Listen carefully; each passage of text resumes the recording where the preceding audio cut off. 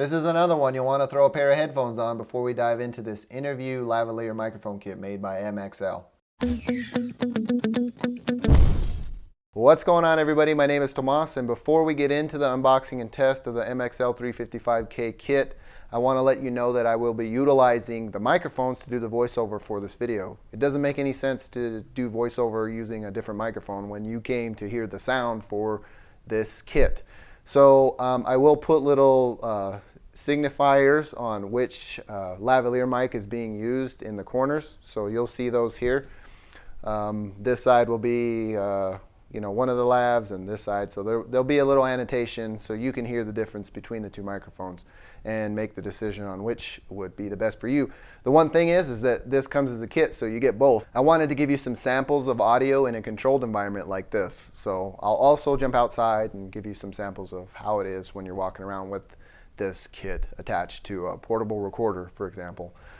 Without further ado, let's go ahead and hop into this. Like I said, this is the MXL FR-355K interview lav mic kit. It retails for $99 USD at the time of this video. Pricing and availability will be linked in the description of this video. And before we hop into unboxing and tests, shopping through those links help me and the channel out significantly. So feel free to use those links if you're in the market for a lavalier mic kit. The first thing you'll notice is the packaging choice by MXL. It's very plain and straight to the point. Kind of a letdown if I do say so myself. But what can you expect for $99? Opening the box, you're provided an instruction and warranty pamphlet, and that's it for documentation. Very simple and right to the point, like I said. This kit includes two microphones, the FR-350 and the FR-351. These are omnidirectional and cardioid microphones, respectively. The FR-350 is equipped with a 6mm capsule, and the FR-351 has an 8mm one. Both of these mics require 48-volt phantom power through XLR, which most professional cameras and audio recorders are prepared to provide this day and age. I was initially attracted to this lav mic kit because of its pricing, but when I got it, I was really surprised to find an extremely modular design. The cables are replaceable, which is a huge plus for extending the life of this kit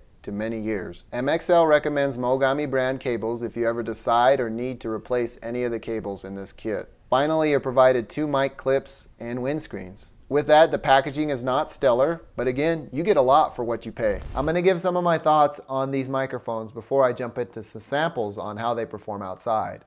I think they're a fantastic bang for your buck. If you're looking for a lavalier interview kit, this is probably it. I mean, it captures some really crisp audio. One thing that you'll probably have to keep in mind, and is probably disconcerting to you, is how long it actually makes your recorder. This module here is really big and it's long. I mean, I'm not sure. I'm sure it could be shrunk down, but that probably comes at a price, right? But the way that this was structured is almost perfect for what it is that I need it for. Another great thing that I thought that's very important to me is cable length. This thing, both of the cables are not very long. They are perfect for miking up yourself. And if you're utilizing separate recorders for interviews, it is perfect, because I have utilized lav kits with extremely long cables, and those cables just got in the way of the subject and just made it more problematic than it was an actual solution. So I'm really happy on the length of the cables and just the quality of audio that it produces. So without further ado, let's go ahead and jump into some sample footage on how it performs outside. This is a test of the MXL 350. It's the omnidirectional option of the lavalier kit. Again, I wanted to give you some sample footage on how it sounds out in the field. There isn't very much wind. I know that it performs better than the 351 in high wind conditions, and you'll just have to trust me on that. Here are my settings for the MXL 350. Again, 5 is a sweet spot. I can probably bump it up in between 5 and 6 before it starts. If I hit 6, it starts to peak if I talk at a normal level, as you see. Again, we're going to jump over to the 351 to check how that sounds in comparison to this.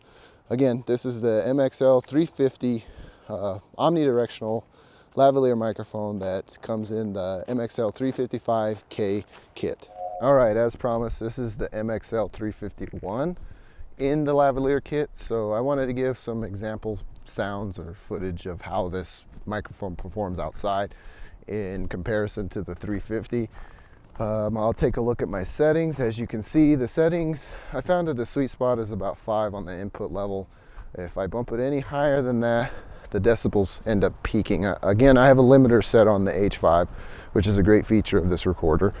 But if I go any higher, you can see that it starts to peak. And this microphone tends to peak more often than the 350. So I don't know why that is. Maybe it's because of the side inputs for the microphone. But again, this is just a comparison of the 350 versus the 351 to see what it is you can expect. Again, 5 is a great input setting for this microphone. Also with the omnidirectional one as well. All right, so in closing, I think MXL has done a fantastic job building an affordable lavalier microphone kit. If you have a portable recorder like the H5, for example, you are ready to hit the ground running. Again, I told you about the input levels on the H5. If you have it on 5 or 6 or in between, you're pretty much good. The omnidirectional or the 350 does really well on 5, in between 5 and 6. The 351 spikes quite a bit if you have it any higher than 5.5. Again, those are just things you want to keep in mind if you're going to utilize this lavalier microphone kit with the H5. And I would highly recommend this lavalier kit to you because of its pricing and its build construction. It's something that is modular, also is affordable. And when you put those two things together, it's an unbeatable combination. It's some things for you to think about. And again, if you're watching this without headphones, I think you should put some headphones on and rewatch it, because you'll hear the quality that is being produced here. Anyways, that about does it for me in this video. If you like this video, please feel free to leave me a thumbs up. If you didn't, leave me a thumbs down. And also leave me a comment down below letting me know what it is that I can do to improve.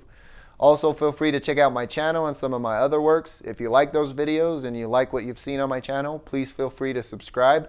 I'd really love to have you as part of the audience. I really enjoy doing this, and I hope that you enjoy the work that I do. Again, I really appreciate you taking the time to watch this video. Take care.